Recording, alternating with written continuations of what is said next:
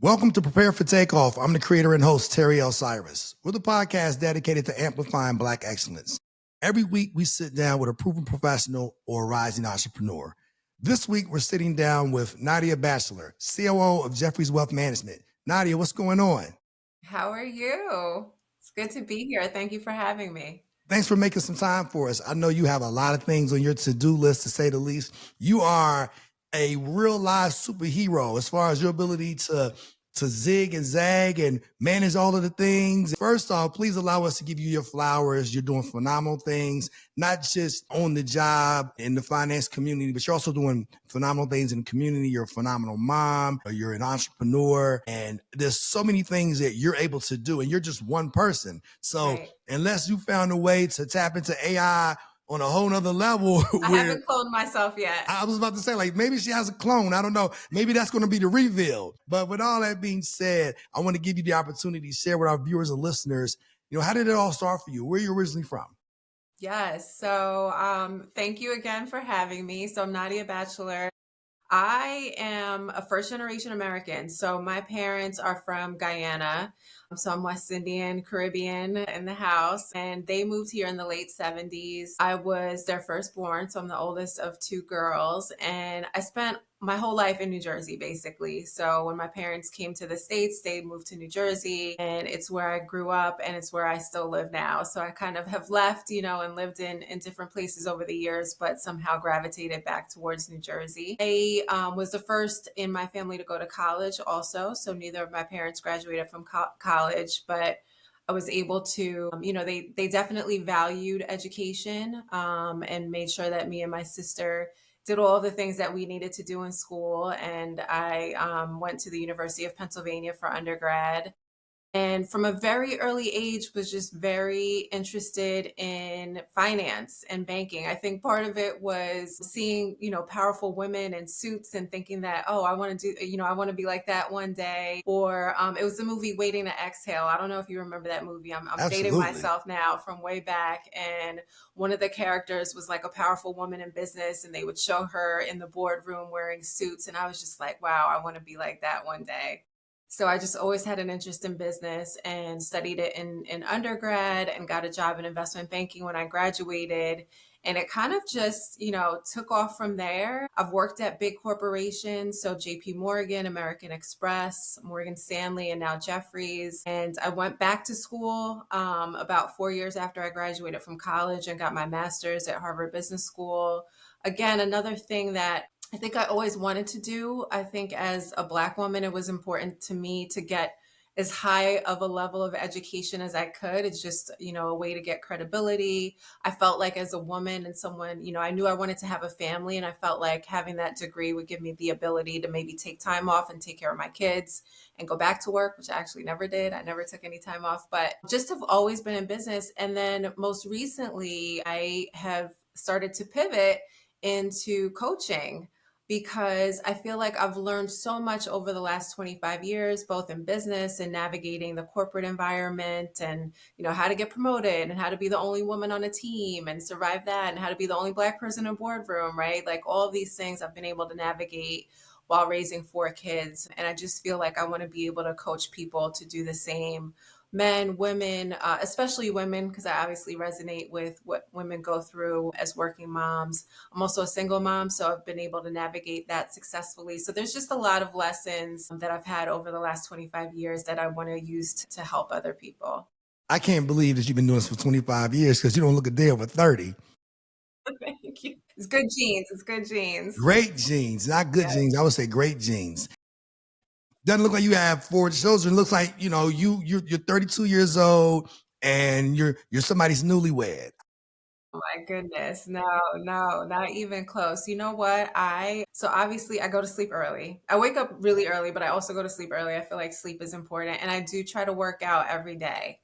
So that's something that, in my coaching I talk about, and it doesn't need to be, some aggressive workout that you do every day. You don't need to be, hurting your bones at this age where we're more fragile than we were when we were younger. But I do think that daily movement is really, really crucial, just not only for your physical health, but for your mental health too.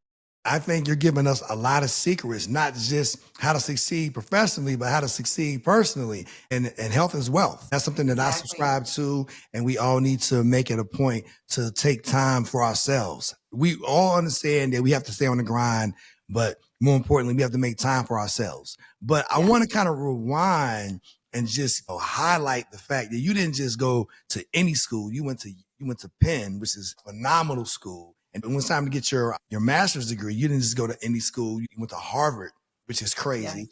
Yes. And you touched on the fact that you wanted to make certain that you got your education at some of the finest institutions that America has to offer, so that you knew that that would put you in a position to pivot. So with Yes. that being said, what do you think the barriers that other people who didn't necessarily go to those kind of schools, like, have you seen that held against them in places and spaces such as Wall Street?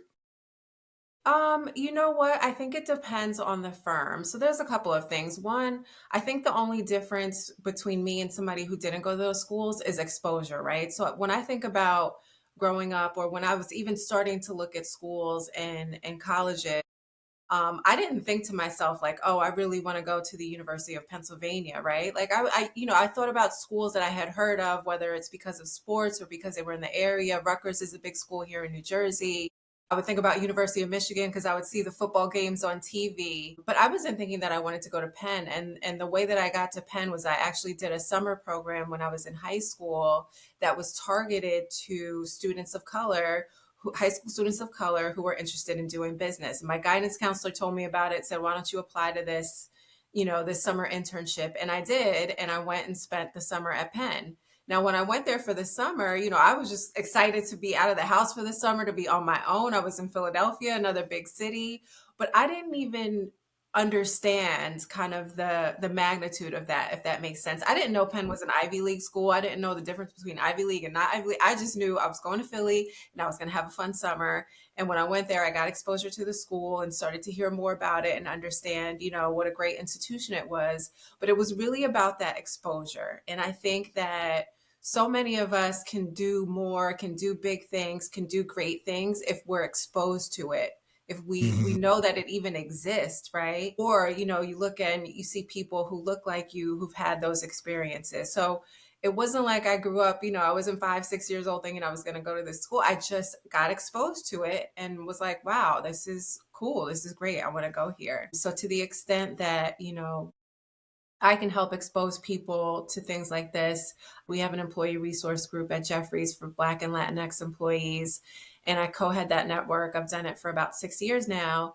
And a big part of what we do, getting back to your question, is recruit college students who want to get into investment banking. And we don't like to only go to select schools, right? We Mhm. cast a very wide net because we believe in diversity, obviously, and not only diversity in terms of race or gender, but diversity in terms of experience and diversity in terms of school. So when we're recruiting from a very, very wide net of schools. Mhm.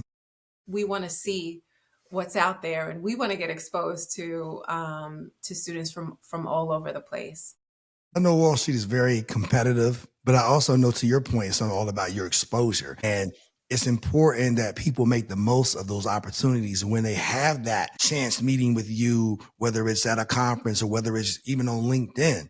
They have to put their best foot forward, but sometimes people don't necessarily know how to do that. So mentorship is Yes. extremely important, especially from Yeah. somebody who has ascended to the level in which you have. For someone like you to be able to pour into young people and say, hey, you may not have went to Penn, you may not have went to Harvard, you may have went to Rutgers, you may have went to Hampton, you may have went to Howard, you may have went to my alma mater, West Virginia State. I know plenty of people who are doing phenomenal things, and they may not necessarily have the same path as some of my friends that went to Ivy League schools. They may not have the same path that I had. I know people that didn't even go to college, and Right. and they started their entrepreneurial journey. I think it's very important that, to your exact point, that people make the most of the opportunities that they have when they're exposed to something and really follow their passion. What I also heard you say is you knew at a very early age that you've seen someone that you could identify with and say, I want to Right. be her. Exactly. Even though it was just a movie, right? And she was playing a character, but it was just in my mind that image stuck out. And I think it just stayed with me throughout the years. Hmm. And now sometimes when I look back at myself, whether it's a picture of me in a meeting or speaking at an event, and I'm like, oh my goodness, like I literally look like this image that I had in my head. And that's something else that, we could get into, but I think, it's about when you have a goal and when you have something that you aspire to do, really being able to see it in an image, whether it's another person, an image that you have in your head, whether it's a vision board, right? It's the same idea of really being able to visualize where you want to go. You have to do that before you can get there. Now, what, if any, adjustments did you have to make when you transitioned from college to the professional world? I'm sure that Penn more than prepared you for those opportunities, but what adjustment did you have to make? Was it a matter of I'm trying to fit in what has been historically seen as a boys' club, fit in an environment as far as our representation is very minuscule to say the least? Or did Penn already prepare you for that? Because I'm certain that some of those things may have existed at Penn. So what adjustment did you have to make once you started your professional path? I wouldn't say I was prepared. I think it's a different kind of preparation, right? Like I think when you're at school and when I was at Penn, like yes, you learn kind of like the acronyms and the language that you would talk in a finance environment. You learn the basics of finance. But once you get into the real world, how to apply those, like you really don't know until you do it. And I think it was one of the biggest challenges is navigating developing those relationships with people, because at Penn you're kind of in a class and all of your classmates are in the same stage of life as you are, right? And then you get into the workforce and the person sitting next to you might be 5, 10 years older. You might not have much in common. Your boss is a different generation than you are. And it's like, how do you bridge those gaps and learn how to work with people who aren't like you from any perspective? And then there's little, I think, especially in corporate America, there's just certain unwritten rules, I think, that you have to learn in terms of being responsive. Like responsiveness makes you look smarter than you might be. So like even if you don't know the answer, if someone emails you and asks you for something, even when you don't know the answer, even if you just get back to them really quickly and say, I'll look into this and get back to you as soon as I have an answer, it makes the other person feel like they can trust you. It makes them build confidence in you. So it's like a little, like those little hacks where like, you might not know the answer, but just email them as quickly as you possibly can and get back to them. So now they know that you're taking care of it. It was like those little things that I think really I learned on the job that helped me succeed. And those are the little things that I want to teach people to help them succeed now that I've kind of learned some of those, hacks or whatever you want to call it. That's great advice. And I feel as though some of those things, it goes overlooked. Some of the times that when I find myself in these situations and you're waiting for somebody to get back to you and they may be looking for an answer, but it may just Right. be a matter of you being transparent and say, hey, Yes. let me get back to you once I have the answer. Because Right. when you don't get back to someone, now you're leaving them all of the different opportunities to assume the worst. Exactly. She's not valuing my questions. She's not Right. valuing my time. And then they may Right. move on to get the answer from someone else. And then by the time you circle back, they say, I already have the answer. I'm Oh, cool. that's happened to me. They've already moved on. And they've already moved on. Yeah. And and it seems like to me from the conversation that mentorship is very important to you. Yes. And did you experience that in your finance journey, or was this something that you wish you had more of, which is why that drives you to want to be a mentor? Yeah, no, I would not be where I am now without. There was a couple of programs that I did that were targeted towards diverse students that provided us with mentors and training. So the first one was called Lead, and that was that summer program that I mentioned to you that I did at Penn. And they still have it and they have it at multiple different schools, but it's for students who are interested in business, high school students who are interested in business. Then I did Inroads, which is an internship organization that it's a national organization that does internships all across the board, whether it's in finance, accounting, healthcare, private equity, law, everything. And then there was a third one that I did called Sponsors for Educational Opportunity that I did when I was in college that helped me start my career in investment banking. And so without those programs, I definitely would not have had the success that I had. They all gave me the foundation and the mentorship. And so, again, that's kind of drives me to want to give back to those organizations and also Mhm. just give back, in general as a mentor. I feel that mentorship is something that we need to hold ourselves to account and say, how did we get here? And I'm sure more times than not, we didn't get here alone. And Absolutely not. it allows us to pour into the next generation of professionals. And we never know who we're pouring into today may very well be able to help us tomorrow. Right. And not for us, for our children. And we have to move as a community and a collective to say, hey, what can we do to pour into one another? And I can get somewhere fairly quickly alone, but I can't get anywhere far without others. And I think that that's something that we have to be subscribers of. And I think not only will we, by giving that gift to someone, will it be something that's fruitful to them, but we also can get something out of that, because it really Absolutely. it warms our spirit to know that I'm paying it forward. Right. I'm doing something to help someone's, professional trajectory. You were in finance for, you said 25 years, which sounds 25, crazy. it'll be 25 years next summer. Which sounds crazy to me. Now, you said you've moved from various places. And Yes. now, was that a matter of just trying to get different levels of experience, or was it all opportunity driven? It was a better opportunity at another place of employment, so you took that, or did you want to get different types of experience to put into your portfolio to make you more attractive to hold the position that you have now, which is as a COO? So I think in the early years, it was a little bit of feeling out what I really wanted to do. Finance, when people think of finance, they think of, maybe an investment banker or like Wolf of Wall Street. But finance is a very, very large space, so you could do finance at a healthcare company. You could be a finance executive at a healthcare company. So you could be in a completely different industry. You could work at an investment bank. You could be on a track to be a CFO of an organization. You could be in private equity or venture capital. So it's a very big space. So I think in the early years, it was a matter of trying to figure out where I wanted to be in that space. I spent time at JP Morgan, which is an investment bank, and American Express, which has more of a corporate feel to it.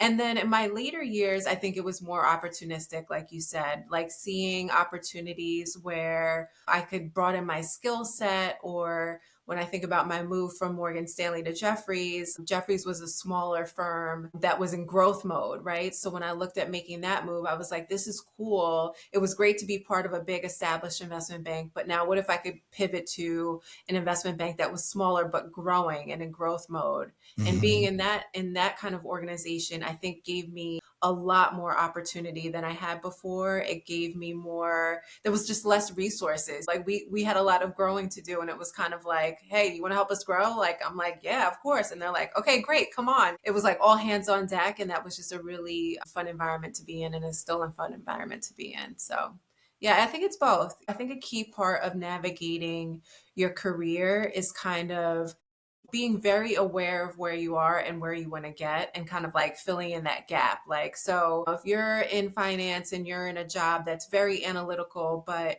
you feel like you want to get more people skills, client skills, relationship management skills, so that you could be well-rounded, when you look for your next opportunity, you want to focus on those things, right? So it's kind of like knowing what you have and what you do well, knowing what you want to do, and then filling out that gap in between. And I'm certain that the demands that ascend put on you were they could be intrusive to your personal life. Yes. So how are you able to manage that and have 4 children? And now you're a single mom. So how are you able to juggle all those things? But so many hours in a day. Yeah, you know what? I have the help of my parents. My parents are you talked about superheroes before.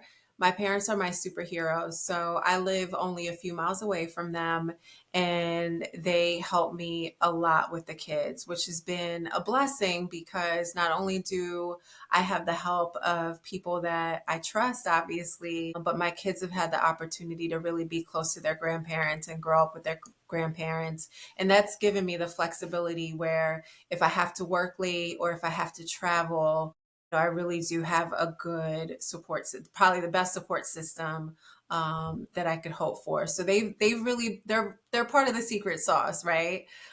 I think it's harder to do early in your career, but as you get further along in your career, it's easier to, kind of set boundaries and really, make time for the things that are important. There's certain practices or games for my kids that I have to get to, right? So if there's calls, I need to plan around that game. If there's meetings, I need to plan around that game, because I really want to make sure I'm there. So it's just setting certain boundaries around the things that are important. And like I said, I know it's very difficult to do when you're early in your career and you want to grind, you want to be there all day, every day. You want to show them that you're really committed and show them that you're willing to work hard. And I definitely had, that time in my life and that time in my career. And as I've kind of gotten more established, I've been able to build some boundaries and make time and have more of a balance, I would say. Thinking about starting your own business? Make it real with Shopify, the all-in-one platform trusted by millions to sell online and in person. Whether it's merch, art, or digital goods, Shopify gives you the tools to build, grow, and succeed. And here's the best part. When you sign up using the affiliate link in our show notes, you're supporting Prepare For Takeoff and starting your business off right. Click the link and start your free trial today. When you think of finance, you don't think of people of color. Why do you think that is the case? Do you think it's barriers as it relates to entry points? When I first was transitioning out of school, I thought I was going to go into the financial services industry. And they told me how much money I could make. And Nadia, I thought that was a salary. So I was like, okay, cool. So when's payday? When am I getting paid? And they started talking about a draw. I was like, okay, that's my cue. I'm out. Like, I need money. I'm not from here. So do you think those are some of the barriers that prevent people of color to pursue a career in finance, or are there other barriers rooted in not being given the opportunity to enter the industry? So I think as an industry, we've done a better job of recruiting and being able to attract diverse talent, right? So we've done a better job of getting people in the door. But I think where we're falling down is one, what we talked about on the mentorship, because once people get in the door, that's just the first step, right? The first step is getting that job, getting that offer letter, getting that first paycheck. But in order to stay, you do need that support system, and you do need that mentorship, and you do need those people that you can confide in and maybe ask the scary or, the questions that you don't think are you feel safe asking anyone else, but you can come to me and ask me, or, someone who can teach you all of the little tips and hacks and tricks, or help you draft that email that you need to send to your boss with a difficult message. They need that support. And without that support, I think it's hard to stay within financial services and have the long career. And then I think the other place where we could do better as an industry is having more people in senior positions at the top to be role models, because I do think it's very difficult to aspire to be, a C-level executive, or, be a very senior person if you don't see people like you already doing that, right? Mm-hmm. And it goes back to everything that we've been talking about in terms of, having that image, having that aspiration, having that exposure, being able to visualize something. And if we don't have role models in those spaces, I think it's really hard to stay in something where you don't see someone that, looks like you succeeding. I think our generation understands the importance of giving back. And as a result of which, we're in a better position to kind of see other people who look like us in years to come to have those C-level positions that you hold. And I think it's really just a matter of a changing of the mindsets. I think a lot of people in the generation before us, they moved in a very conservative manner, and they may have worked in concert with one another while they were at Martha's Vineyard, while they were at Sag Harbor. But while they were at work, they probably were like this, like, I have tunnel vision. I got to keep my job because I don't want to be outside. Right. And I think now we have a little more comfortability in knowing if for whatever reason this job comes to an end, there's a pretty good chance that I can get another job. Yes. I have the qualifications. Whereas back then, this brother or sister may have not felt that way. Like, I don't want to be at the factory like all my friends. Right. I have what they say a good job.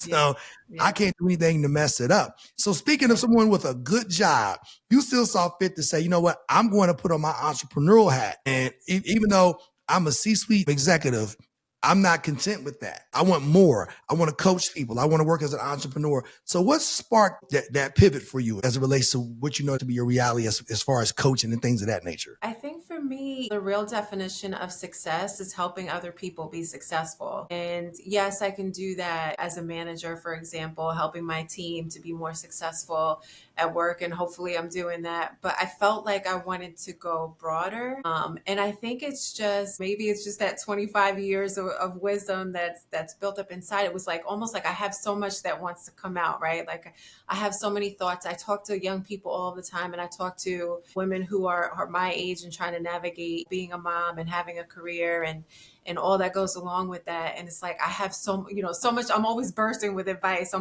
always have some tip like try this, do that, right? And I just felt like I'd be doing myself a disservice. I'd be doing everyone who's coming behind me a disservice if I don't share all of the things that I've learned along the way. And anything that I had to learn the hard way through experience, if I could teach someone how to do that without them having to go through it the hard way, like again, to me, that's successful. So, I love talking to people. I feel like I have so much experience on the career side and the life side of things that I really just want to share it with everyone. Like I almost feel like it would be a waste if I just kept it all bottled inside. I feel as though it speaks to your spirit. I think it speaks to who you are as a person. I'm a caring and giving and compassionate person by nature. And I shared with you prior to us starting the show that you would have never, if someone would have said to me 10 years ago that I was going to be hosting a podcast, I would have called them a lie and twice on Saturday. But I feel as though we have to answer that calling if God puts it on our spirit. And to your exact point, I have all of this insight. I have this extensive Rolodex. If I have these conversations in the confines of a boardroom or on the phone, and then the only thing that I can do to people who I want to help is tell them about these stories, then they become folklore. Like I hear what he says. He says there's people who look like me that are C-suite executives. Well, I didn't see it on the I news. never saw one, right? I never seen it. I didn't see that on Instagram. But to be able to show people examples of who they can be, and to your exact point, God puts things in us, and it's up to us to make the most of it. And I like to say it's imperative that we listen to our spirit, not our mind. Our mind can be manipulated, but our For sure. but our Yeah, spirit I'm can't. the most risk averse person, kind of like what you were saying before about the generation before us. I've always thought, I like getting my paycheck. I like, having a 9 to 5. I know I'm going to get a paycheck every 2 weeks. And, it feels very secure. And when I thought about, even though I'm still working and kind of building a business at the same time, but it felt so risky to me. And I was like, can I really do this? And I've never really thought of myself as an entrepreneur. It's not something I ever wanted to do. And so it was kind of like disrupting that limiting belief I had about what I could do and what I was, willing to put at risk basically to start this. But I think I was so committed to it that I felt like, you know what, I'm going to do this anyway. But we're limitless, right? We literally can do anything. I think it's just, you just have to be able to see it and you have to believe it and believe in yourself. But we can reinvent ourselves at any age. I think the station that we find ourselves in life now, that we find people that may be doing something and they're not necessarily passionate about it. Mhm. And I think the same as it relates to somebody that's on a personal journey and they're in a relationship. They say, you know what, I can't see myself doing this for the rest of my life. Right. Somebody on a professional journey, they may come to that same conclusion. I can't see myself doing this for the rest of my life. And one of the things that I share with people is you can manage that risk exposure. Hmm. Well, you don't necessarily quit your job at the post Right. office to pursue Right. something different. You Yeah. can do both. Now, if you're in a position to quit your job at wherever you find yourself working, then so be it. But I think what I try to share with people, and it's very important for people to wrap their head around this, is you can pursue something that you're passionate about. That doesn't necessarily mean that comes with dollars and cents. Correct. You're Yes. sowing seeds, Right. and God will determine when those seeds sprout, not you. Yep. It's not going to take hard work independent of opportunity. Right. So you sometimes need to find that oxygen supply, keep Mhm. that job, keep Mhm. two jobs, Right. but put yourself in a position where they don't circumvent your ability to pursue what you're passionate about. Yes. So my question to you, like if I were a man or a woman and I'm a single parent, I have a job, but I want to build a business or I want to pivot to a whole nother career, what advice would you give them? Yeah, I think it's all about, you called it planting seeds. I think about it as taking intentional actions, but it's thinking about what's one thing you could do every day that's going to get you closer to achieving that goal, right? So for me, we were talking earlier, I just established my LLC back in May. So it really hasn't been that long, but I committed to posting on Instagram every day, for example. It's a small step. It doesn't cost me any money. It doesn't make me any money, but it helps me start to build my content. It helps me to build brand awareness. It's helping me to build a community. I've met people through my Instagram page. It's inspired_X_Nadia. I had to put in that little plug. But I've met people on the Instagram page that now feel like part of my community. So I'm building community. And it's just that one little action. It's just one post a day. And so I think my message would be, you don't need a lot of time and you don't need a lot of money to plant these little seeds and take these little actions.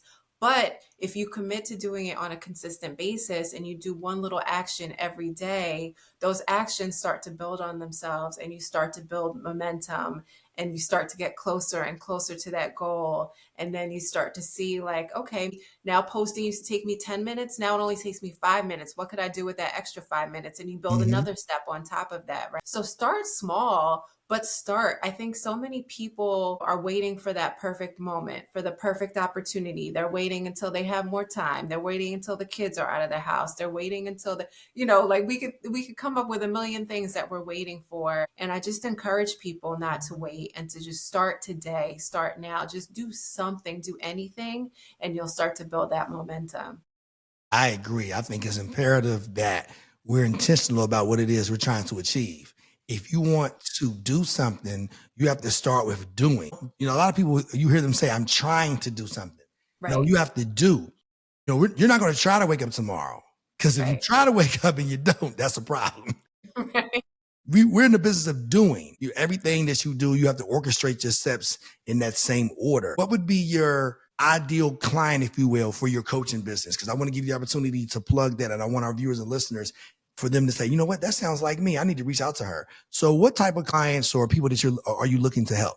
If you're a woman who is in your career and you feel like you've achieved all of the things that you wanted to, you've checked all of the boxes, but you still feel like something's missing, I think that would be an ideal client for me. Any working mom out there who is trying to find balance, which I have a somewhat controversial opinion that you're never balanced at any one time. And I think you have to try to just achieve balance over a period of time and over the long term. Anyone who's trying to strike that balance or figure out how to juggle everything, I can definitely help them because, like I said, I've been doing it for a long time. My eldest is 16 and my youngest is 3. So I'm still juggling. I have 3 teenagers and a toddler. So if you wanted to figure out how to get your kid to a good college or you want to talk about potty training, I'm there for it, right? Because I'm doing all of those things at the same time. Single moms, definitely. Like, I feel you. I've been a single mom for 5 years now. It is not an easy journey by any means. I think the pressure of managing a household, managing a family, supporting a family all on your own is a very, very heavy weight that single moms carry. But I also think it makes us some of the strongest people in the world.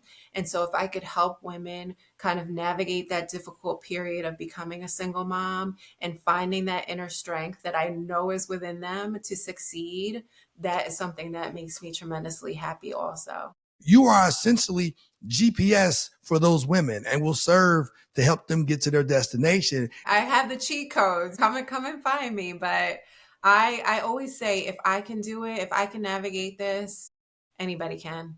If I can do it, you can do it. I'll show you how. I'll teach you how. This episode of Prepare for Takeoff is brought to you in part by Riverside, the platform that I trust to record studio quality podcasts right from my laptop. With Riverside, I get crystal clear audio and 4K video. Plus, it's super easy to use. Whether you're a beginner or a pro, Riverside helps your podcast sound amazing. Try it out for yourself. Click the affiliate link in our show notes and start recording like a pro with Riverside. I've been the person that's been the most reluctant to be on camera, the most reluctant to be seen. I want you to see the people who I put on the red carpet. I Right. want you to see the people that I've made opportunities for them to be on television. But again, you have to answer that calling. When God puts something on you, you have to, I feel as though you have to answer that calling. God tries to tell you something and you don't listen. It starts out as a whisper, right?